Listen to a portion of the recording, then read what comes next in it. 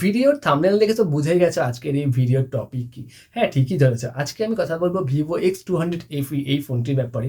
আর ফোনটি হলো ভিভোর তরফ থেকে মিনি ফ্ল্যাগশিপ ফোন, যাতে রয়েছে ধামাকাদার ক্যামেরা, সাথে প্রসেসর আর ব্যাটারিও। তাহলে চলো আর বেশি কথা না বাড়ি এই ভিডিওটি শুরু করি। আমার নাম স্বর্ণেন্দু আর তোমরা দেখছো টেকসিয়া।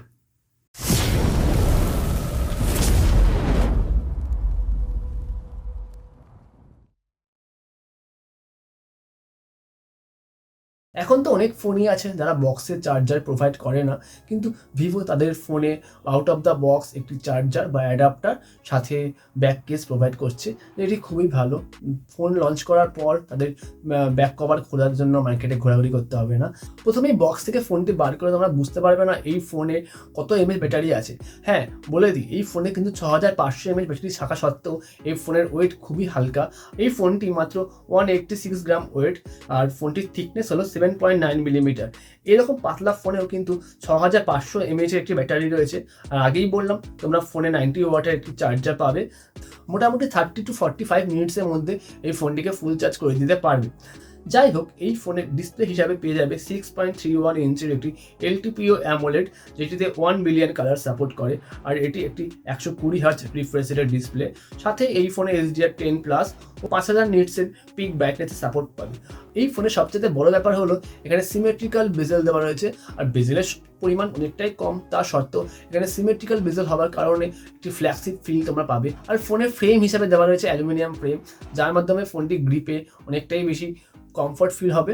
যে কোনো ফোনের প্রসেসর হলো তার ফোনের হৃৎপিণ্ড বা হার্ট। তো প্রসেসরের দিক থেকে এই ফোনে দেওয়া রয়েছে মিডিয়াটেক ডায়মেনসিটি 9300+, যেটি কিনা 4 ন্যানোমিটার আর্কিটেকচারে তৈরি।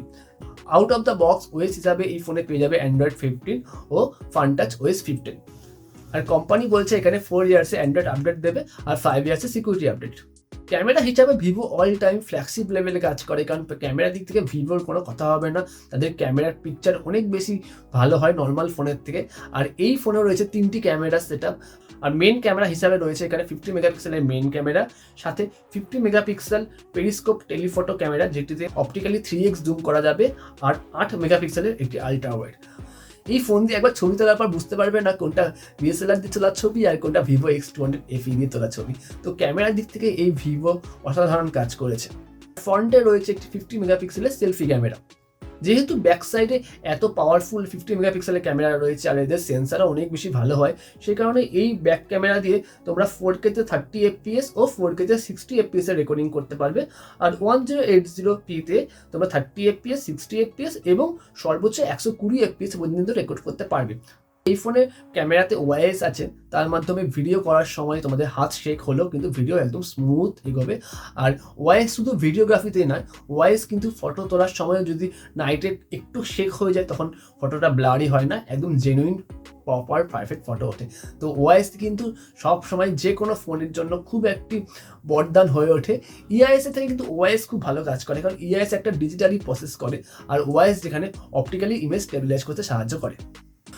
ওভারঅল সব কিছুর দিক থেকে দেখতে গেলে এই ফোনে কিন্তু আইপি রেটিংও খুব ভালো আছে, যার মাধ্যমে তোমরা ওয়াটার এবং ডাস্ট রেসিস্ট্যান্ট পাবে।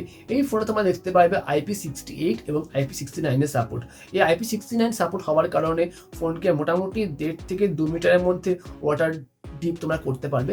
যাই হোক, আমি কিন্তু এই ওয়াটার ডিপে করে ফটো তুলতে বলবো না, কারণ ওয়াটারে যদি ফোন একবার ড্যামেজ হয় তাহলে কোম্পানি সেই ফোনের ওয়ারেন্টি দেয় না, যতই তাদের IP68 বা 69 রেটিং থাকুক না কেন।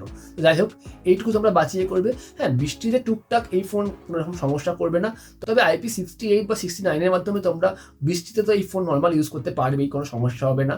তবে অ্যাকুয়া টাচ দেওয়া হয়নি বলে হয়তো টুকটাক জায়গাতে তোমাদের ঘোস্ট টাচ বা নর্মাল টাচ হয়ে যেতে পারে, সেই দিকটা তোমাদের লক্ষ্য রাখতে হবে। আদারওয়াইজ এই ফোন কিন্তু IP68 ও 69 হওয়ার কারণে ওয়াটার এবং ডাস্ট রেসিস্ট্যান্ট। আগেই বলে দিই, এই ফোন কিন্তু দুটি স্টোরেজ ভেরিয়েন্টে তোমরা পাচ্ছ। একটি হলো 12GB 256GB, আর একটি হলো 16GB ও 512GB। তবে এই 12GB 256GB যেটি বেস ভেরিয়েন্ট, সেটির দাম রেখেছে 55,000 টাকা ইন্ডিয়ান রুপিসে। আর 16GB 512GB এই ভেরিয়েন্টটির দাম রেখেছে 60,000 টাকা ইন্ডিয়ান রুপিসে।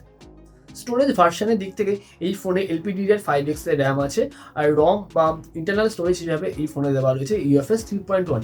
তবে এই প্রাইসে আমি বলবো UFS 3.1 না দিয়ে UFS 4.0 বা 4.1 দিলে বেশি ভালো হতো, কারণ এখনকার দিনে মিড বাজেটে মোটামুটি 30,000 বা 25,000 এর মধ্যে কিন্তু UFS 4.1 বা UFS 4.0 স্টোরেজ পাওয়া যাচ্ছে। আর সেই দিক থেকে এইরকম 55,000 টাকার ফোনে যদি UFS 4.0 দিত তাহলে আরও বেশি ভালো হতো এই কোম্পানির জন্য। আর ফ্ল্যাগশিপ ফোনের মতনই এই ফোনেও SD কার্ড লাগানোর কোনো স্লট নেই, এখানে 2খানা ন্যানো সিম তোমরা সেট করতে পারবে। এতক্ষণ এই ফোনের ভালো দিকগুলো নিয়ে কথা বললাম, এবার কিছু খারাপ দিক বা নেগেটিভ পয়েন্ট নিয়ে বলি। এই ফোন ফ্ল্যাগশিপ হওয়া সত্ত্বেও প্রপার ফ্ল্যাগশিপ ফোন হতে পারছে না, কারণ এই ফোনে কয়েকটা ফিচার্স একটু কম লেগেছে আমার। যেমন এই ফোনের আলট্রা ওয়াইড ক্যামেরাটা অ্যাভারেজ, মেন ক্যামেরা ভালো হলেও আলট্রা ওয়াইডের ছবি আরেকটু ভালো হতে পারতো এরকম প্রাইসে।